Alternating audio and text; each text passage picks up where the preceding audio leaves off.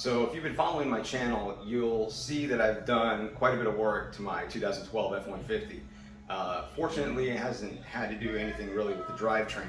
It was the complete AC removal and replacement, the entire brake system being replaced, and now we're going to be doing something else again. So the rear shocks that I just had replaced a year and a half ago are already starting to go bad. Specifically, the driver's side rear.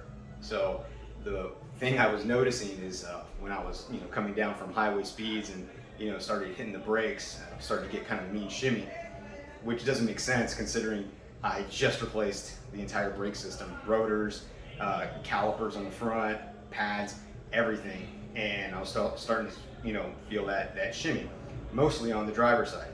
So I went back, took a look, and sure enough, the gas hydraulic fluid starting to spray everywhere. So there's a crack or a leak somewhere in that driver's side shock. So we're going to replace those ourselves instead of taking to a shop.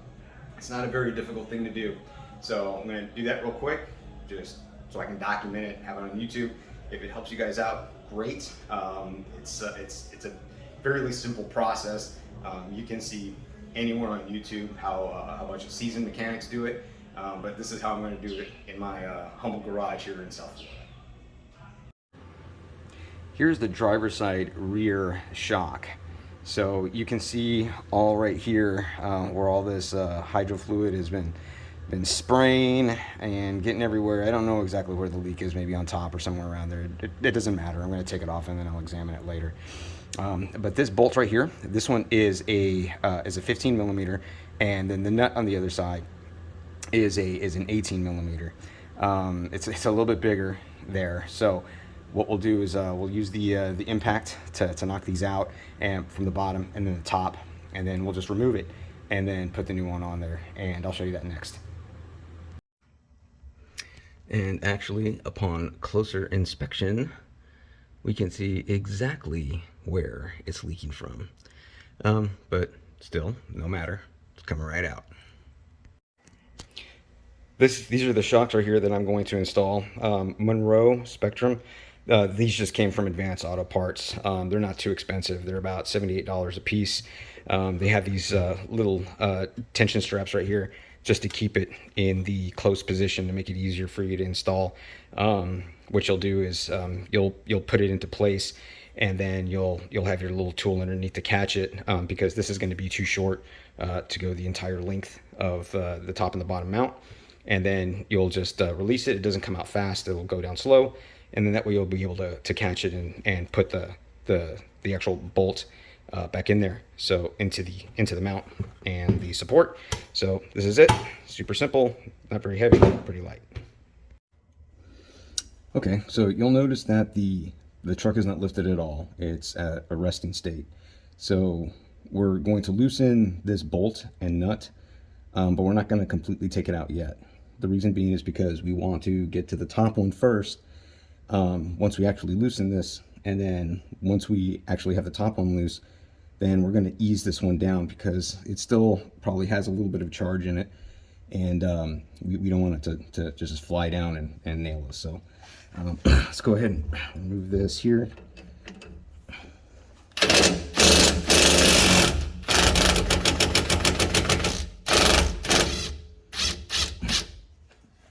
There we go. Very simple, just like that. And we're going to go ahead and just keep that loose right there. And then I'll just use a large flathead screwdriver to lift it up a little bit. But I took the bolt off, and that's good enough for me right now. Okay, same thing here. We're just going to go ahead and loosen it up.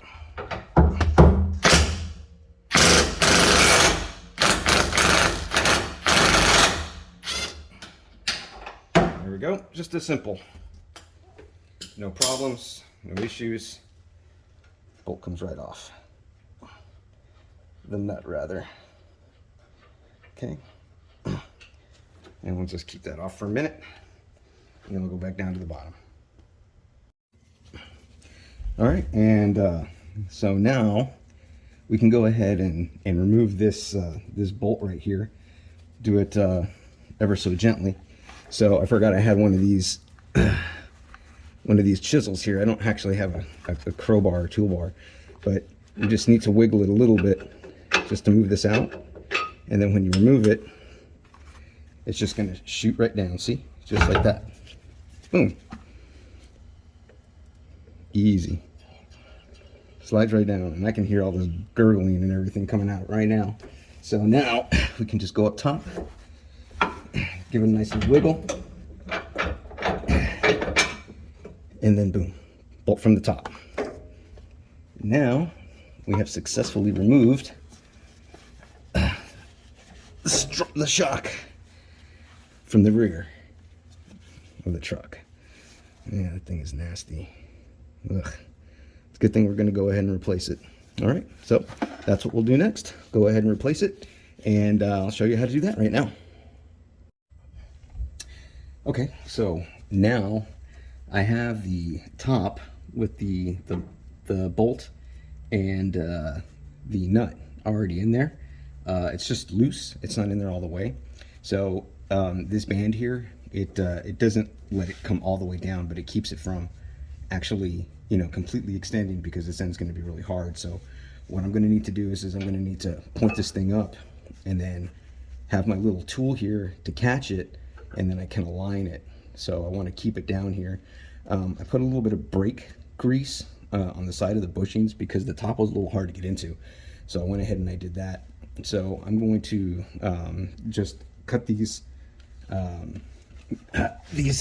little this little strap right here, and I'm going to let it come on down so that I can actually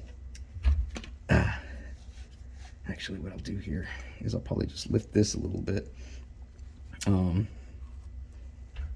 cut it right here, just so that it can glide in and slip right in. Easy enough. Okay, and this is the completed product right here. So this is 66 foot-pounds of torque for these bolts right here. And there it is on the top. And now we have a brand new shock put in right here. This is on the driver's side. And that's how it goes in. Super simple.